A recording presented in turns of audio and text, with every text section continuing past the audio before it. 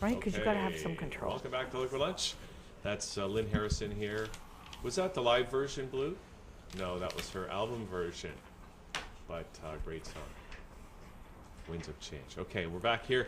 It's time for the magnetic marketing moment with your marketing magnet, Janette Burke. Janette. Hi. Great to have you here. We're talking about marketing to children. Yes. And for children. Yes. But not by children. No, because kids don't market for themselves. No. They grow up to be marketers, but they don't market to themselves. But I really did a lot of research on this, and I think you'll be fascinated to learn that $7 billion of children in the U.S. alone, that's what they're spending from their own money on products. Really? Where are they getting this money from? From their allowance. The average in like Germany, U.S., Canada, the average allowance is between $25 and $32 a week. A week. That's a lot of money. I know. That's way more than I used to get. I know. How much did you get, Janette? I knew you were going to ask me this. Okay, I used to get about $10 to $20. A week? No. Well, $10 spending money, but if I would get more, let's say, if I did well in school, I would have like little incentives, or if I did a good deed or something like that. Or also I used to work in my father's store, you know, too. So from the time I was 8, so if I had like a big sale or whatever, I used to get extra commission on that. Did you? But I earned it. That's good. Yeah, you earned that. You know, I earned it. But I have to also say, in all fairness, and, you know, I understand what's going on here. I think that I was also very good at manipulating my parents to give me what I wanted. Which just kids like today all are, kids. Yes. Most kids. Yes. Anyways. And I have to also say that fortunately for me, I didn't have to want for so much in my life. Like, I was able to get mostly everything I ever asked for. See, my sister and I, we had to go on strike to get more money. Really? Yeah. I did that once when I was a kid. We used to get money under the pillow for Tooth Fairy. Right. And I wrote my father. I knew it was him, but I pretended that I didn't know that it was him. I put a letter underneath my pillow. Inflation, Tooth Fairy. I want $2, not one. $2? Yeah, for inflation. So like, to give me more. See, you only got 5 cents per tooth. Okay, well. I was very business oriented from very young, right? So I wrote him a letter. Dear Tooth Fairy, have you heard of inflation? Question mark. You know, I want $2 now instead of $1. And I got it because they thought it was so hilarious that I did that. I wonder if they still have that note. Oh, they remind me of all the little things I used to do. But anyway, let's talk serious. This is a very serious subject. So $7 billion is a lot of money. Yeah, and $100 billion from the parents. This is the money that the kids get their parents to spend on their behalf. That's right, because it's not just them spending money on themselves for toys and products and clothing and records and TVs and tapes and games and movies and sweets and fast food and all these things. It's also the fact that the kids are very good at, after they've been affected by what they see in the advertising and the promotion and the marketing via commercials or what have you, that they're very good at getting the family to spend too. And the reasons are that, for example, car companies, the kids are more influential in affecting the parents' decision to buy a car and other products for the house than ever before. Car companies reported over $9 billion worth of sales in 1994 alone, due to the fact that children were being influenced to buy family cars or caravan or minivans that had those videos playing in the back, right? It was a little different back in my day. Right. See, today we're not just selling adults. We're not selling we're selling consumerism and materialism. But we're used to be targeted to an 18-plus crowd, is now gone to literally a cradle and beyond crowd, because do you know that by age 2, children are already able to distinguish and decipher between brands and decide who they want to be loyal to? That's amazing.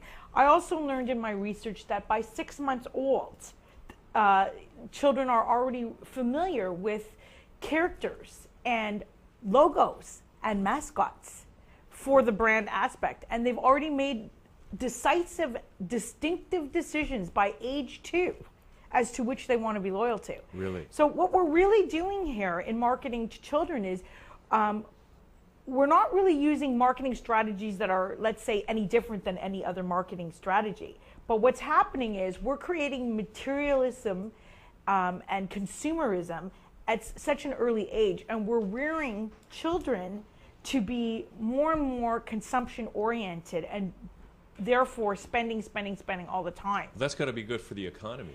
It's good for the economy, but it's not so good for the family or for the child. But we'll get into the ramifications later.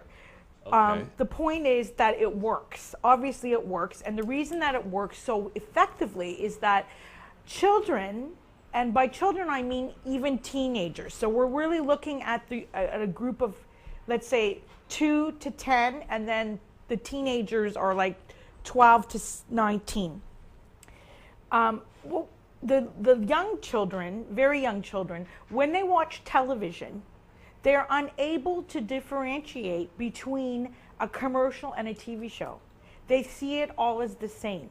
Up until what age? Up until 2 to 4 in that category. So this is a good opportunity for marketers to take Yes. advantage of the children. Yes, and it also infiltrates and basically manipulates the mind, okay? Because they only see it as fun and exciting with lots of, friendly little characters or teddy bears or what have you. So that's why when you put, when advertisers direct this type of marketing or use this type of imagery on cereal boxes, for example, or in other products like toys, it's very hard for the child to differentiate.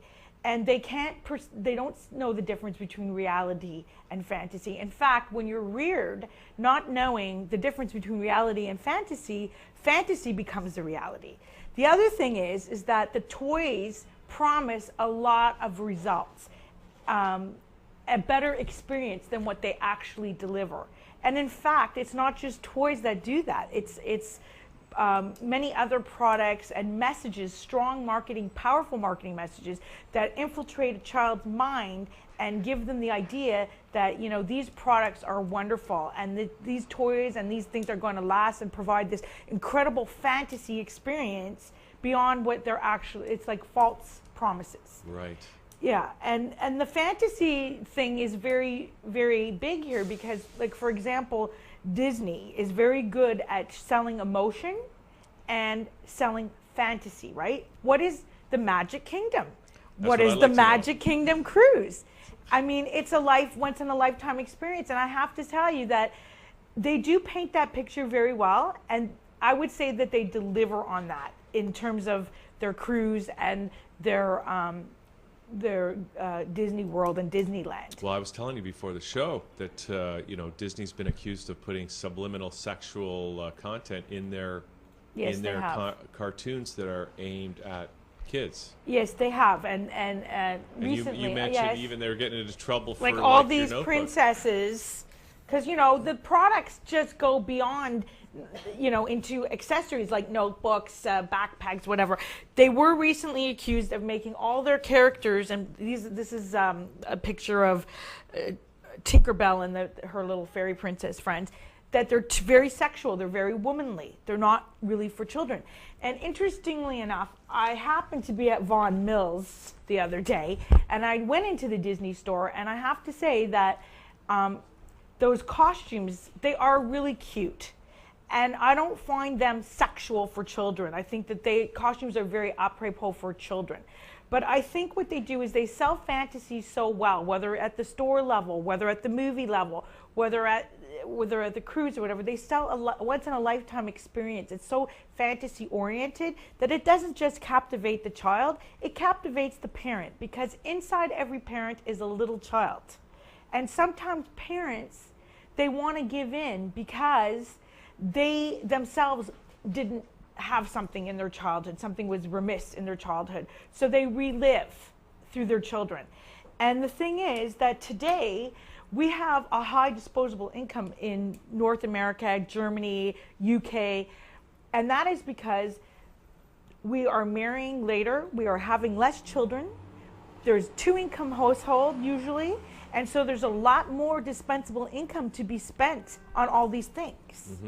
Okay, so that's the thing. Now, there are certain techniques that are used to get to the children and in turn the parents. Yes, what are the and marketing? I'd like to cover them That's and a good then point out the ramifications, okay? So the first one is called pester power. Pester power. And that's really what's happening is the kids are being very vocal about what they want because they know what they want. You were like that, weren't you? Yes, I was. Okay. How did you know? Okay. But there's 2 things here in the pester power that are really, I found amazing. That there was the persistence pesting, which is basically nagging, mommy, I want this, mommy, I want this, mommy, I want, until you give in. Right.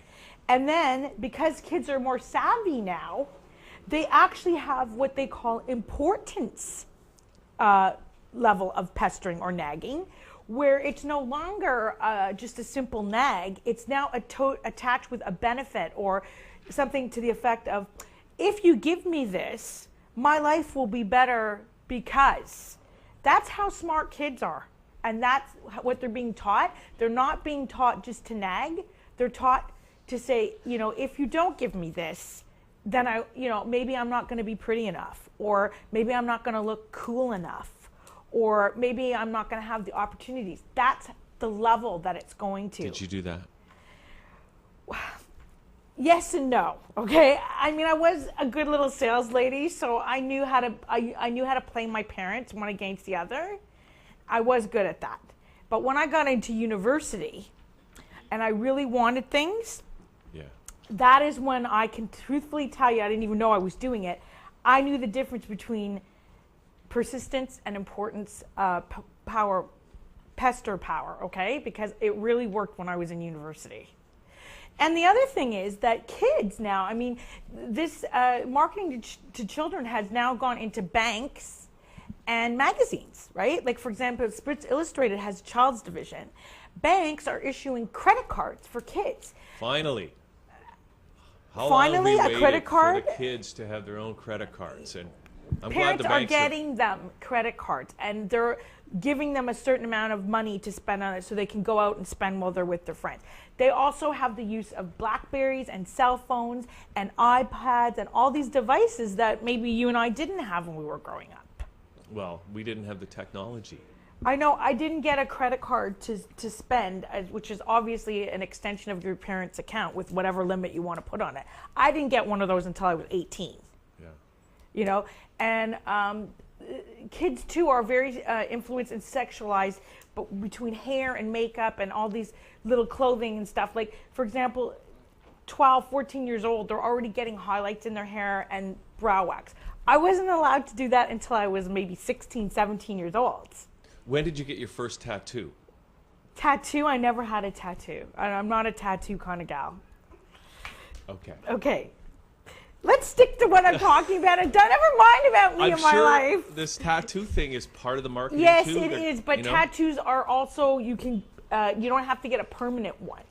You can get, just It's they're good there for the for a couple of kids days. to start to use the temporary ones. Temporary ones, yeah. So anyway, pester power is the top strategy. Another strategy that marketers use from these companies